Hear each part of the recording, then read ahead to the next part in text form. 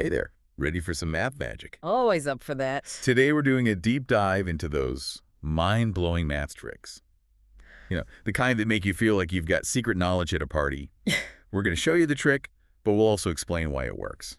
It's like anyone can follow a recipe, right? But we're going to show you what makes the cake rise. I like that. So whether you want to impress your friends or just feel like a math whiz yourself, stick with us. Let's start with a classic. Imagine this. You ask someone to think of any number right. Keep it secret. Yeah. Now, tell them to multiply that number by 3. Okay, got it.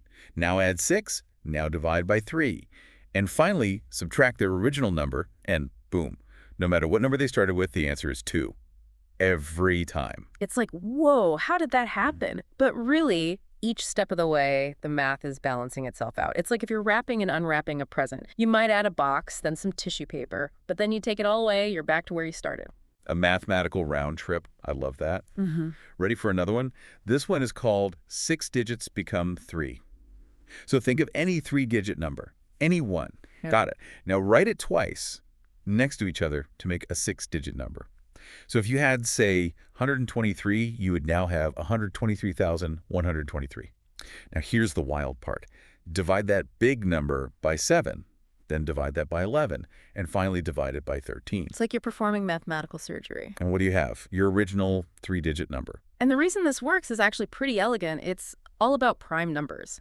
See, those numbers we use, 7, 11, 13, when you multiply them together, you get 1,001. And when you duplicate that 3-digit number, you're basically multiplying it by 1,001. It's like we're speaking the language of math here. Exactly. So those divisions, we're just undoing that initial multiplication, revealing the original number. So cool. It's like cracking a code.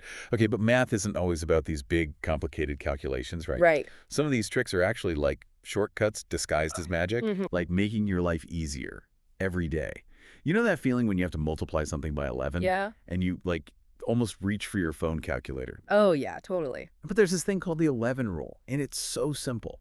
It really is. It's all about place value. Okay, so walk me through it. Let's say I want to multiply 32 by 11. Okay, so you've got 32, right? You take those 2 digits, the 3 and the 2, and you add them together. So 3 plus 2, that's 5. Exactly. And then you take that 5 and you just pop it right between the 3 and the 2. So the answer is 352. Boom. There you go. Wow, that is so much faster than doing it the long way. I know, right? It's like having a secret weapon for math. It is. Okay, so we've got multiplying by 11 covered. What about figuring out if a number is divisible by, say, 9? Do you have a shortcut for that too? Of course. That's where our divisibility rules come in handy. Divisibility rules, okay. Tell me more. So let's stick with 9. Right. If you add up all the digits in a number and that sum is divisible by 9, the whole number is divisible by 9. Okay, wait. So like with 54, 5 plus 4 is 9. 9 is divisible by 9, so 54 is 2. See? You got it. It's like, I don't know, it's like having X-ray vision for math. You can see right through to the answer. I love that. Okay, but we have to talk about the big one. The one everyone tries to memorize, even if it's just a few digits. Oh, I know where you're going with this. Pi. Yep. Everyone wants to be that person who can just rattle off digits of pi. I know, right? And our source had this really clever trick for, it's a sentence. How I wish I could calculate pi. It's a mnemonic device. Oh, what? A mnemonic, it's basically just a fancy word for a memory trick. Like, remember how we used to learn the alphabet with that song? Oh, yeah? Same idea. Our brains remember things better when they're attached to something catchy or familiar. Okay, so how does this sentence help me with pi? Look at how many letters are in each word. How, 3 letters, I, 1 letter, wish, 4 letters, and so on. It matches the digits of pi. Oh, wow, you're right. So it's like a secret code hiding in plain sight. Exactly. So instead of just memorizing random numbers, we're turning it into a story, something our brains are wired to remember. And honestly, one of the best ways to remember things is to make them personal. Like, come up with your own pi sentence, something meaningful to you. It's like building a little memory palace just for pi. I love it. It's really incredible when you think about it. Even something as seemingly random as pi, there are these patterns and tricks hidden within it. It's like we've been exploring this whole hidden world of math, you know? Yeah. Finding these shortcuts, these little tricks, it just makes it all seem so much more fun. It's true. And just like if you're learning a new game, the more you understand the rules, the more you enjoy playing. Totally. It's not about like memorizing a textbook. It's about understanding like the strategy underneath. Exactly. Like Anyone can follow a recipe, but a real chef understands why those ingredients work together. Okay, I love that. So how do we get to that chef-level math then? What's the key ingredient? Number sense. It's like this intuition you build for how numbers interact.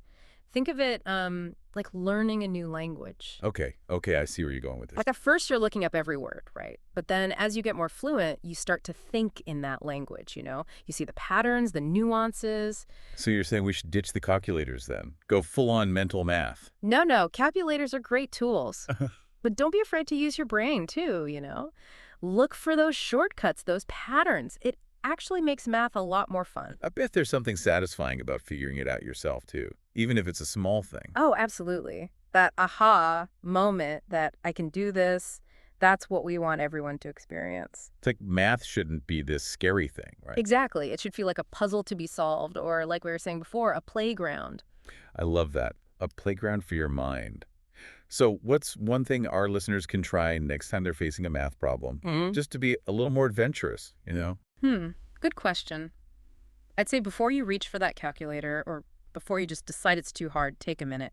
Just look at the numbers. Okay. See if you spot any patterns, any relationships that jump out. Maybe there's a way to break it down into smaller, easier pieces. Kind of like what we did with those tricks earlier, actually. There you go. Yeah. You're already thinking like a mathematician. And even if you don't find a magic shortcut every time, just that curiosity, that exploration, that's what brings math to life. It really is.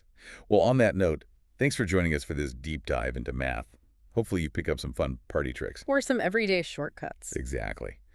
But more importantly, I hope you've seen that math can be fun, exciting, even a little magical. It's all about how you approach it. Thanks for listening.